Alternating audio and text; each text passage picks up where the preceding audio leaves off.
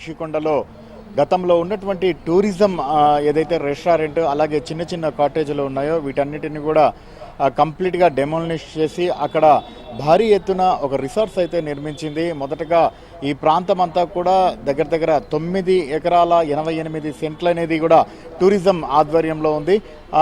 7 రిసార్ట్లను నిర్మించాలని చెప్పేసి కూడా నిర్ణయించారు. ఇందుకు 164 కోట్ల రూపాయలకు సంబంధించి ఎస్టిమేషన్ కూడా వేయడం జరిగింది. రిసార్ట్స్ ప్రారంభించిన అనంతరం ఆ ఎస్టిమేషన్ దగ్గర దగ్గర 453 కోట్ల వరకు చేరింది. అయితే కంప్లీట్గా 7 రిసార్ట్లు నిర్మించాలని చెప్పేసి భావించిన ముందుగా కేవలం 3 మాత్రమే కంప్లీట్ అయ్యాయి. మిగిలిన 4 కూడా పెండింగ్ ఉన్నటువంటి పరిస్థితి ఉంది. అయితే ఈ రిసార్ట్స్కి సంబంధించి ఇప్పుడు కూటమి ప్రభుత్వంలో అలాగే గత వైసీపీ ప్రభుత్వంపై పెద్ద ఎత్తున అవినీతి ఆరోపణలు అయితే వస్తున్నాయి. ఈ ప్రభుత్వంలో ఉన్నటువంటి ఎవరైతే రాజకీయ నేతలు అలాగే పాలకులు ఉన్నారో వీరందరూ కూడా తీవ్ర విమర్శలు చేస్తున్నటువంటి పరిస్థితి కూడా లేకపోలేదు. ప్రధానంగా అంటే ఎవరైతే ఇండివిజువల్గా ఉండడానికి అంటే గత మాజీ ముఖ్యమంత్రి గత ప్రభుత్వ హయాంలో ఉన్నటువంటి ముఖ్యమంత్రితో పాటు వైసీపీ అధినేత జగన్మోహన్ రెడ్డి ఇండివిజువల్గా ఈ నివాసాల్లో ఉండేందుకు ఇది భారీ ఎత్తున నిర్మించుకున్నారని చెప్పేసి కూడా పెద్ద ఎత్తున ఆరోపణలు కూడా రావడం జరిగింది. సో